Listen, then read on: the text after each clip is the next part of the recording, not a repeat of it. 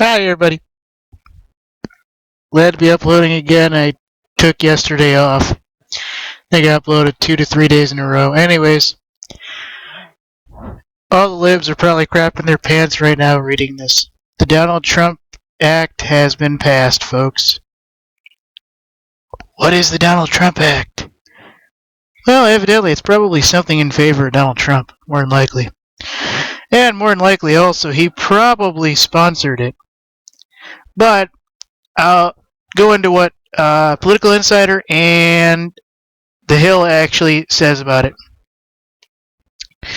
Now, doesn't give a whole lot of details on the actuality of the act itself. It goes into what I believe is only one of the sections of the act.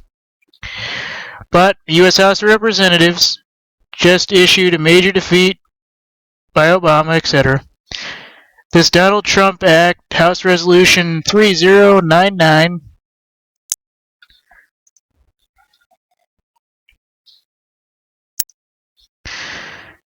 passed the House with overwhelming 241-197 votes. And no doubt it is heading on its way to the Senate, where it'll probably be almost unanimously passed. Now, something like this that almost nobody knew about more than likely has more than one section to deal with one thing or another. Unfortunately, the only thing these guys are hitting on is that this act deals with sanctuary cities and basically getting rid of sanctuary cities. Basically, what this is saying that sanctuary cities have come under heavy scrutiny in the wake of Catherine Steinel's death, July 1 in San Francisco. Authorities charge Juan Francisco Lopez Sanchez in her killing, and basically he's been deported 5 times. It doesn't actually go in to say that he was living in one of these sanctuary cities, so I'm wondering whether or not he was or was not. But it basically goes on to say, critics of the sanctuary laws say such policies encourage people to immigrate to the U.S. illegally and at the expense of citizens. And Rep. Trey Gowdy, R of South Carolina, said, who's the refuge for? A refuge to whom? A sanctuary for whom? Not Kate Steinel, or a refugee for a convicted felon of a 25-year-long criminal history.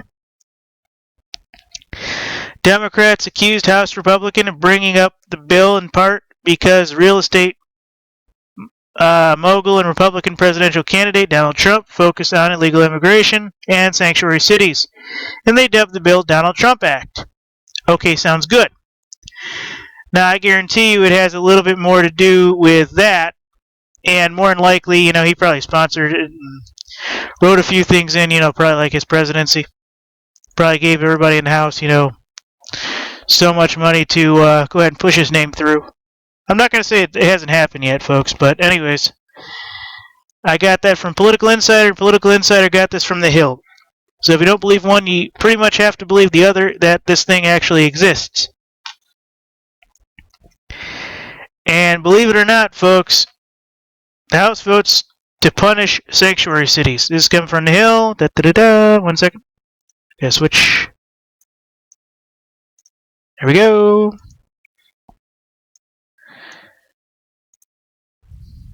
So there's a picture of Kate Steinel.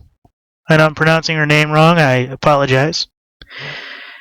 This doesn't really tell you anything major that the other one did not. So I'm not even going to go into much of it. I'm just looking for anything major. Alright, so here's what they say. Republicans denied that Trump had any influence on their decision to bring up the legislation. This is a valid concern that we're voting on today, and Rep. Tom MacArthur, R of NJ, or New Jersey, who has often broken with his party on immigration in the past, said he finds Trump's comments offensive. I'm not going to let Donald Trump dictate my vote, he said. Well, then why pass an act in his name? Anyways, ladies and gentlemen, that's it right there. So, whether or not you believe this is good or bad, anytime we give sanctuary or immunity to people, it's probably a bad idea. I mean, most of the politicians have absolute immunity in the United States. I was reading just a minute ago that in Flint, there have been several murders concerning major advocates in the Flint water crisis, and these guys were straight up pretty much murdered. And,